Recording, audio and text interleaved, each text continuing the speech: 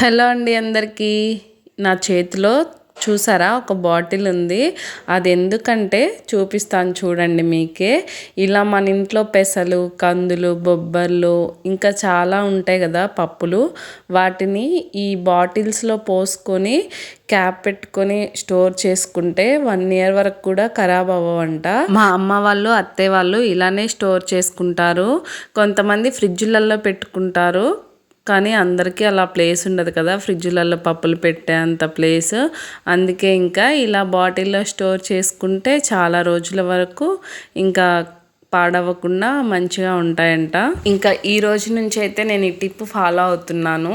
మా ఇంట్లో పెసలు ఉన్నాయి, మా అత్తయ్య పంపించారు. ఇంకా ఈ పెసలు ఈ బాటిల్లో నింపేసి క్యాప్ పెట్టి స్టోర్ చేస్తున్నాను. ఈ టిప్ మీకు ముందే తెలుసా? అయితే నాకు కామెంట్ చేయండి. తెలియని వాళ్ళు ఇక నుంచి ఈ టిప్ ఫాలో అవ్వండి. రిజల్ట్ ఎలా ఉంటుందో చూద్దాం. మరి కూల్ డ్రింక్ బాటిల్స్ మన ఇంట్లో ఎలానో ఉంటాయి, ఖాళీ అయిన బాటిల్స్. ఒకవేళ మన ఇంట్లో లేకపోతే మన రిలేటివ్స్ ఇంట్లో కూడా ఉంటాయి. ఎలాగో ఒకలాగా ఫ్రీగానే దొరుకుతాయి మనకి. వీడియో నచ్చితే లైక్ చేయండి, మా ఛానల్ని సబ్స్క్రైబ్ చేసుకోండి. Thank you for watching. Bye bye.